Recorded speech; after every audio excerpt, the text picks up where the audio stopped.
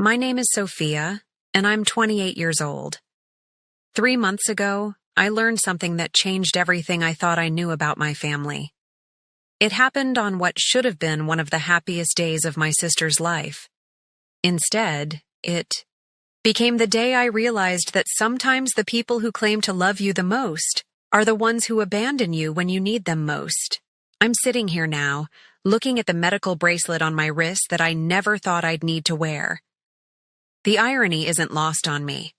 For years, I put everyone else's needs before my own. I was the reliable daughter, the supportive sister, the one who never complained. I thought that loyalty would be returned when I needed it. I was wrong. The morning of April 15th started like any ordinary Saturday.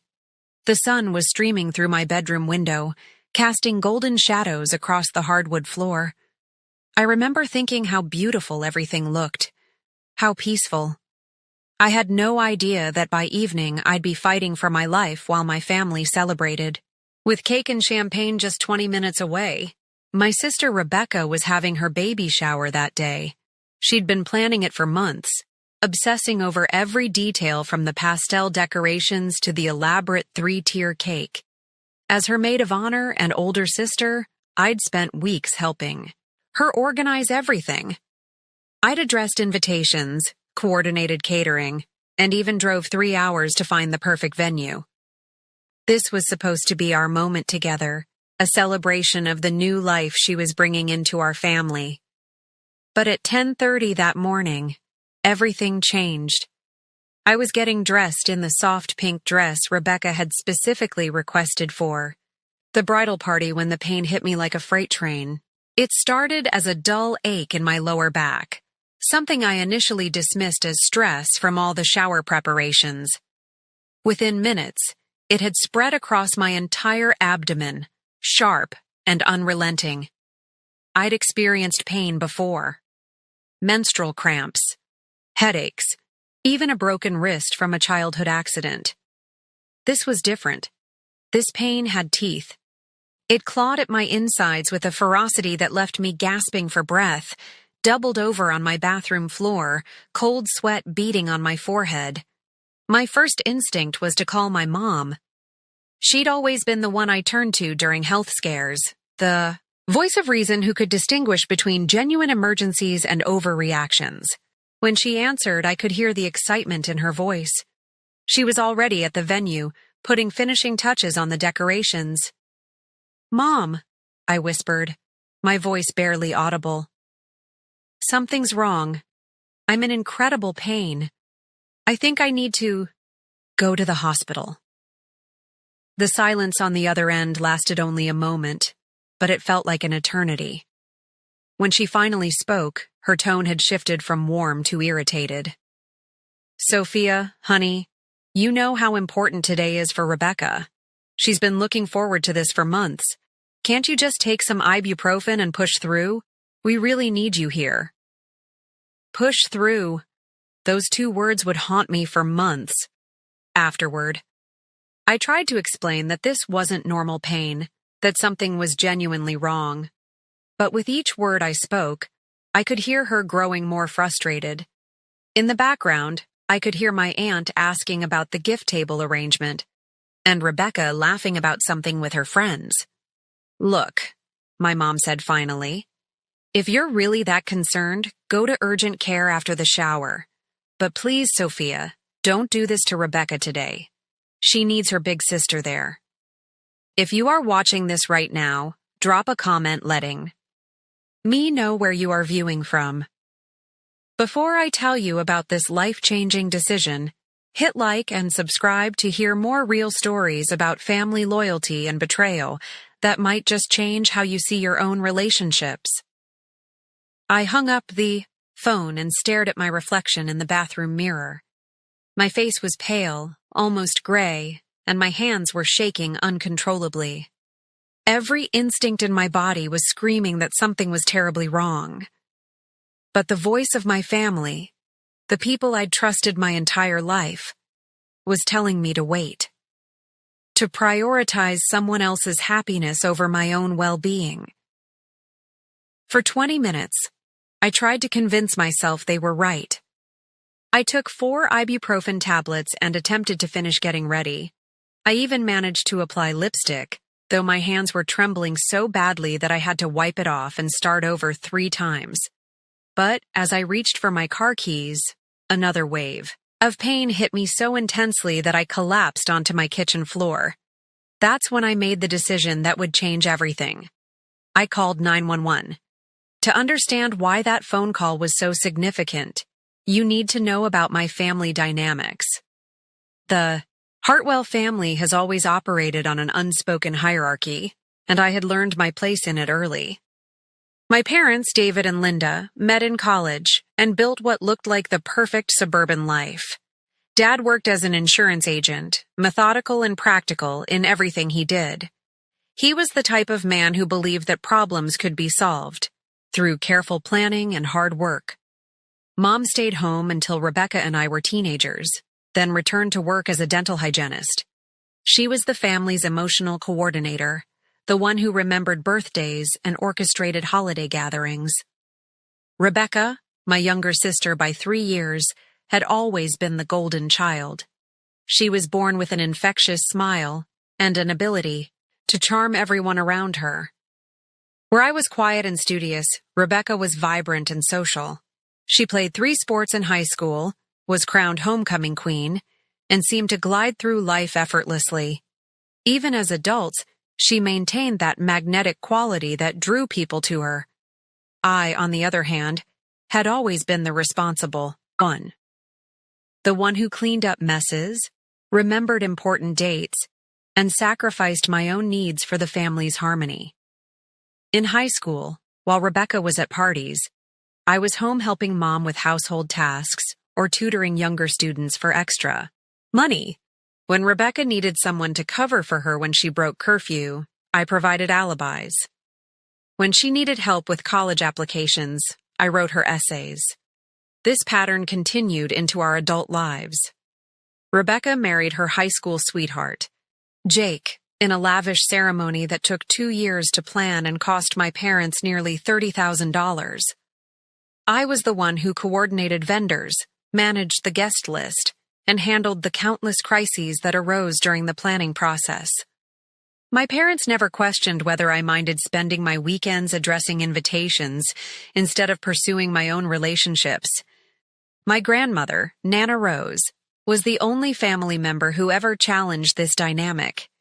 She was 82 years old, sharp as a tack, and had never been afraid to speak her mind.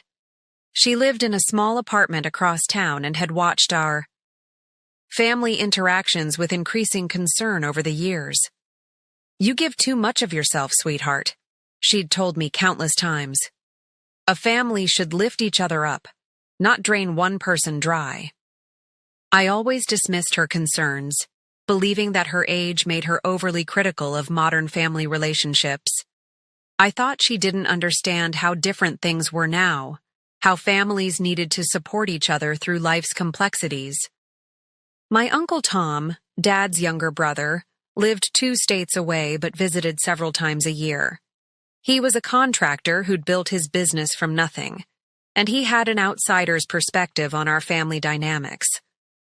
During visits, I'd catch him watching our interactions with a puzzled expression, as if he couldn't quite understand how we functioned.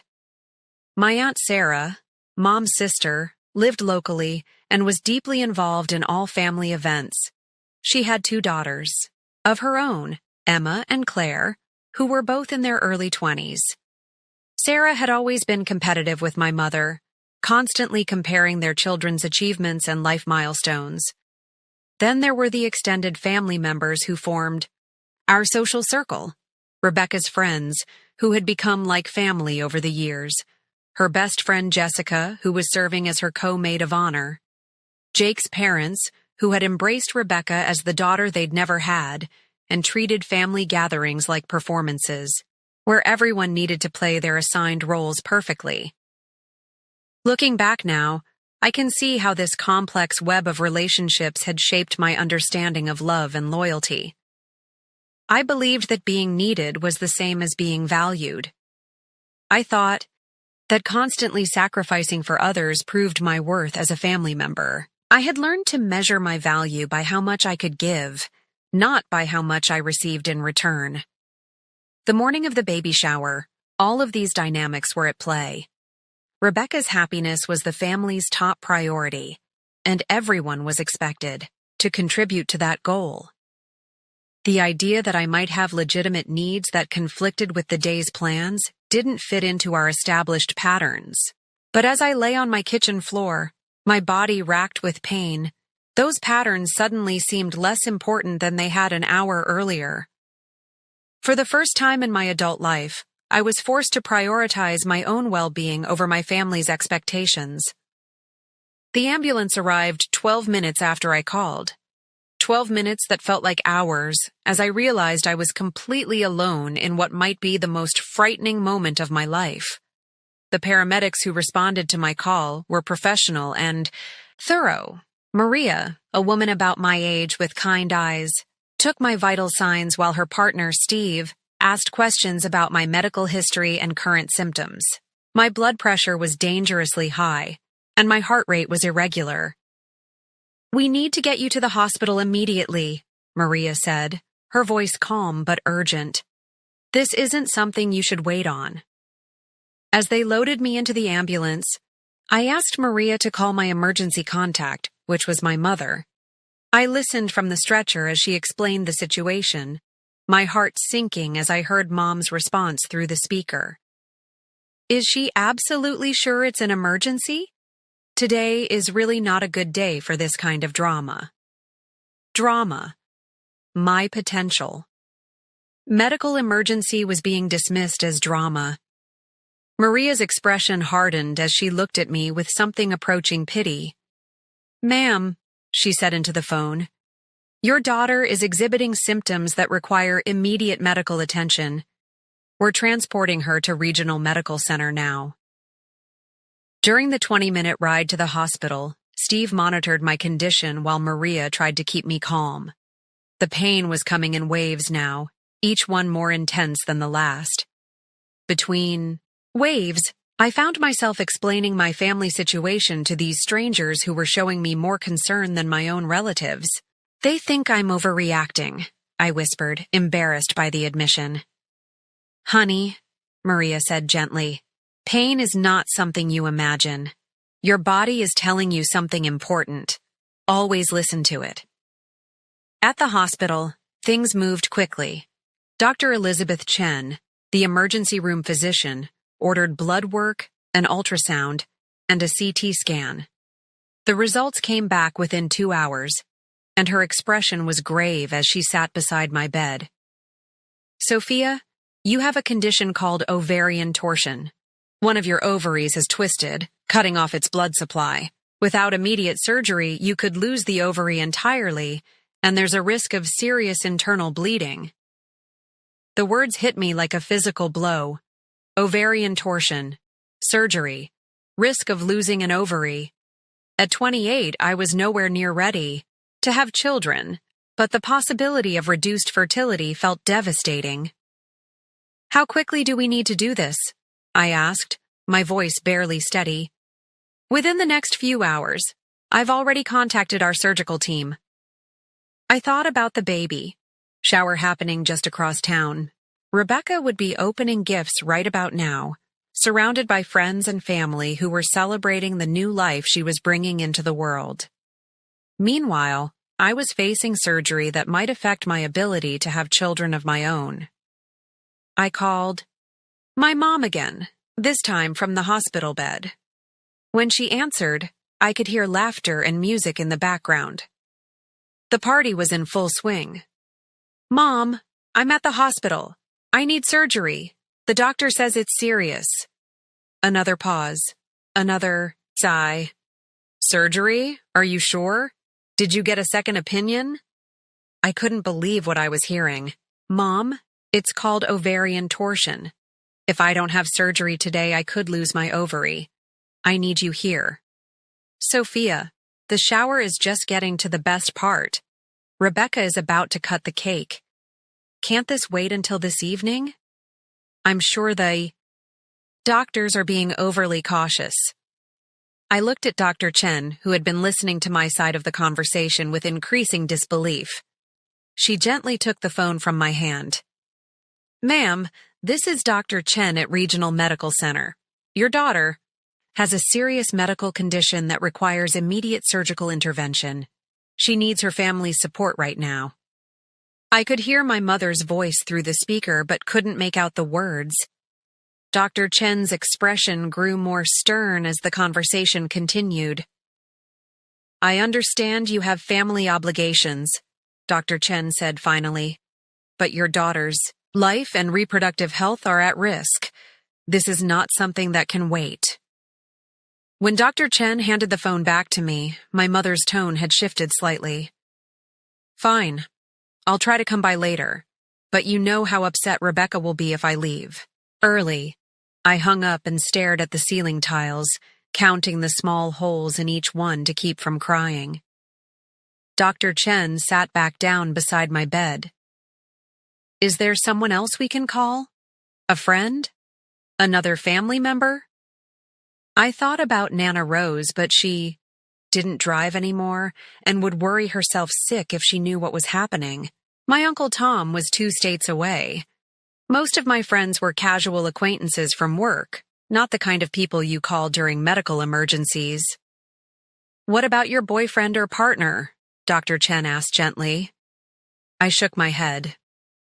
My last relationship had ended 8 months earlier, partly because I'd been too focused on family obligations to nurture the romance properly. The surgery was scheduled for 4 o'clock that afternoon. As the preoperative medications began to take effect, I felt a strange sense of clarity washing over me. For the first time in years, I wasn't worried about anyone else's needs or expectations. I was focused entirely on my own survival and recovery. Dr. Chen had explained that the procedure would take approximately 90 minutes and that I'd need to stay overnight for observation. The anesthesiologist, Dr. Rodriguez, was kind and thorough as he explained what would happen during the operation. The surgical nurse, Patricia, held my hand as they wheeled me toward the operating room. "Your family will be here when you wake up," she said with confidence I didn't share. The surgery was successful. Dr. Chen had been able to save my ovary, though she warned that there might be some reduced function due to the trauma it had sustained. I woke up in the recovery room feeling groggy, but grateful. The intense pain that had dominated my morning was gone, replaced by the manageable discomfort of surgical healing. It was 7:30 in the evening when I was finally alert enough to check my phone. I had received exactly 3 text messages, one from my dental office reminding me about Monday's staff meeting, one from my internet provider about a service upgrade, and one from my mother. Hope everything went well. Still at Rebecca's shower.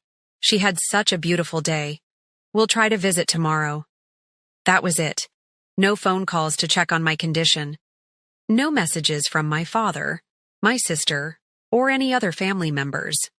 While I had been undergoing surgery to save my reproductive health, my family had been celebrating with champagne and cake. Around 8 o'clock, as I was picking at the hospital, "Dinner tray?" My phone rang. I expected it to be my mother, finally calling to check on my condition. Instead, Rebecca's name appeared on the screen. "Sophia!" Her voice was bright and slightly slurred with alcohol. "I can't believe you missed the whole shower. It was absolutely perfect. Everyone kept asking where you were, and Mom had to make excuses." I stared at the hospital room wall, trying to process what I was hearing. "Rebecca, I had surgery today. Emergency surgery." "Surgery?" Her tone shifted to mild concern, the way you might react to news about a minor inconvenience. "For what?" "Ovarian torsion. I could have lost my ovary. I tried to tell you this morning that something was wrong." "Oh." A pause. "Well, are you okay now?" "I'm recovering. I have to stay in the hospital overnight." "That's good then. Listen, I have to tell you about the gifts. Jessica got me the most adorable nursery lamp And Aunt Sarah found this vintage rocking chair that's absolutely perfect. And the cake! You should have seen the cake. 3 layers with buttercream roses that looked almost real.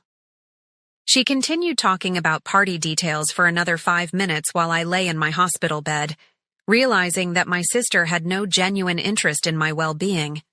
When she finally paused for breath, I interrupted. "Rebecca, I was scared today. Really scared. And none of you were here." "Well, you're fine now, right?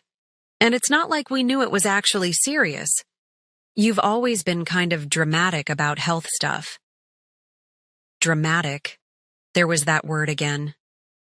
I called Mom this morning in pain so severe I could barely speak. I told her I thought I needed to go to the hospital.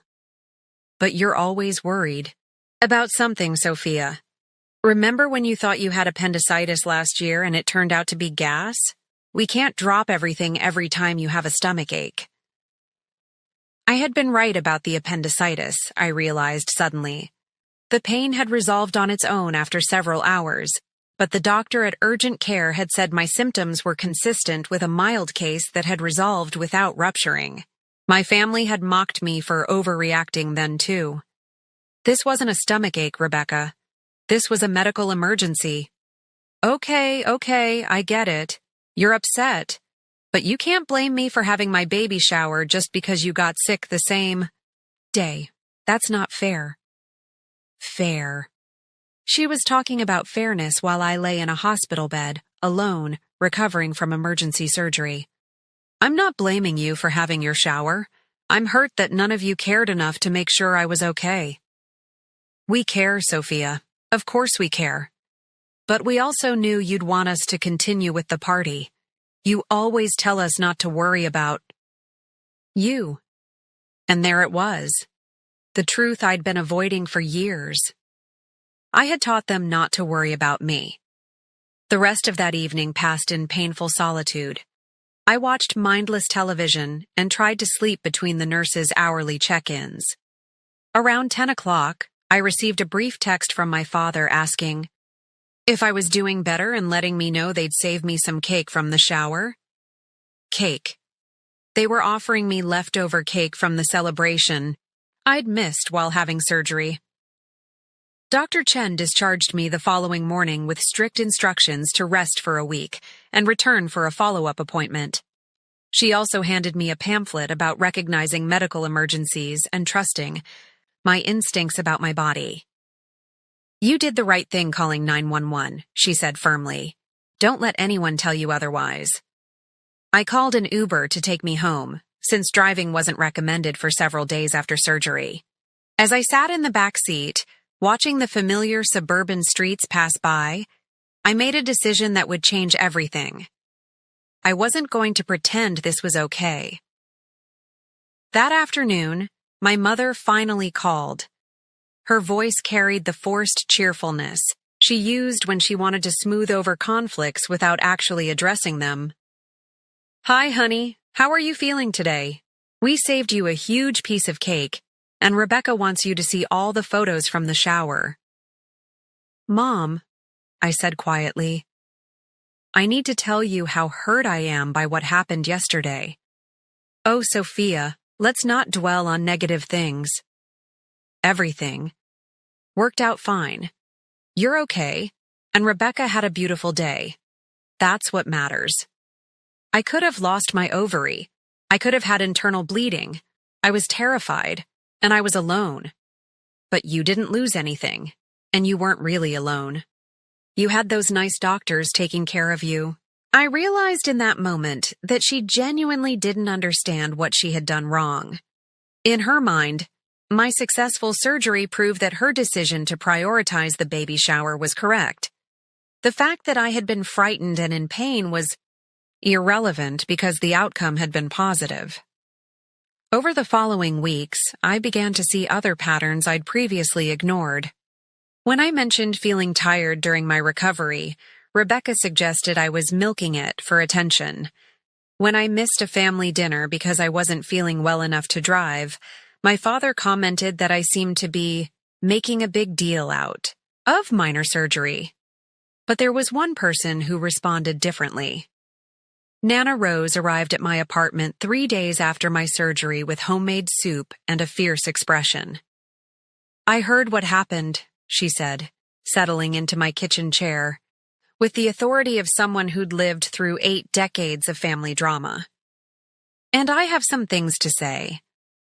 She spent the next 2 hours telling me stories I'd never heard before, about times when she had sacrificed her own needs for her family, only to realize years later that she had taught them to devalue her, about the importance of setting boundaries, even with people you love, about the difference between being supportive and being a martyr. "Love isn't about erasing yourself for other people," she said finally. "Real love sees you as a whole person with needs and feelings that matter." That conversation planted a seed that grew over the following months. I began to notice how often I apologized for having needs, how quickly I offered to help others while rarely asking for help myself, how much of my identity was built around being useful to my family rather than being valued as an individual. The breaking point came 6 weeks after my surgery. Rebecca called to ask if I could babysit her neighbor's children for the weekend because she and Jake wanted to go to a couple's retreat, and the neighbor was willing to pay $50 per day. "I know you're not doing anything special," she said, "and you could use the money."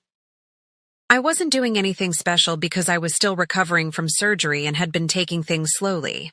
But in Rebecca's mind, my lack of social plans made me available for whatever she needed. "No," I said simply. "I can't do that." "What do you mean you can't?" "It's just for 2 days, and—" "I mean, no, Rebecca. I'm still recovering and I want to spend the weekend resting." The silence on the other end of the phone lasted so long I thought she might have hung up. "You're being really selfish lately," she said finally. "Maybe," I replied, "but I'm learning that taking care of myself isn't actually selfish. It's necessary." That weekend, instead of babysitting, I drove to the beach and spent 2 days reading, walking, and thinking about what I wanted my life to look like. 1 year later, my life looks completely different. I'm sitting in my new apartment across town, a bright space with large windows and a small garden where I grow herbs and vegetables. The medical bracelet I mentioned at the beginning of this story sits in my jewelry box now, a reminder of the day I learned to prioritize my own well-being. The changes didn't happen overnight. It took months of difficult conversations, hurt feelings, and uncomfortable silences to establish new boundaries. With my family, some relationships survived this transformation, others didn't. Nana Rose and I have grown closer than ever. She visits every Sunday, and we've started a tradition of cooking together and sharing stories about our weeks. She often tells me how proud she is of the woman I've become, and her approval means more to me than I ever realized it could. My relationship with my parents has improved, though it's different now. After several months of limited contact, we began having honest conversations about family dynamics and expectations. Dad admitted that he'd always assumed I didn't mind sacrificing for the family because I never complained. Mom struggled more with the changes, but gradually began to see me as a person with legitimate needs rather than just a support system for everyone else. My Uncle Tom, who had observed our family dynamics from the outside, became an unexpected ally. During one of his visits, he pulled me aside and told me he'd been hoping for years that I would find my voice. His validation helped me realize that my perceptions of our family weren't distorted or overly sensitive. The relationship with Rebecca has been the most complicated to navigate. She struggled to understand why I was no longer available for every favor or crisis. We went through several months of barely speaking, followed by a series of difficult but necessary conversations about our roles as sisters. The turning point came when Rebecca's baby was born. I visited her in the hospital, bringing flowers and a gift I'd carefully chosen. As I held my new nephew, I felt genuine joy for her happiness without the accompanying pressure to sacrifice my own needs for her convenience. I was scared you wouldn't want to be part of his life, she admitted as we watched the baby sleep. I want to be the best aunt I can be, I told her, but I also want to be the best version of myself. Those two things don't have to conflict. Our relationship now has clearer boundaries and more honest communication. She doesn't assume I'm available for every request, and I don't automatically say yes to avoid disappointing her. We're learning to be sisters as equals rather than as giver and taker. I've also discovered relationships outside my family that nourish me in ways I never experienced before. I joined a book club at the local library and met Sarah, a woman my age who became my first real best friend.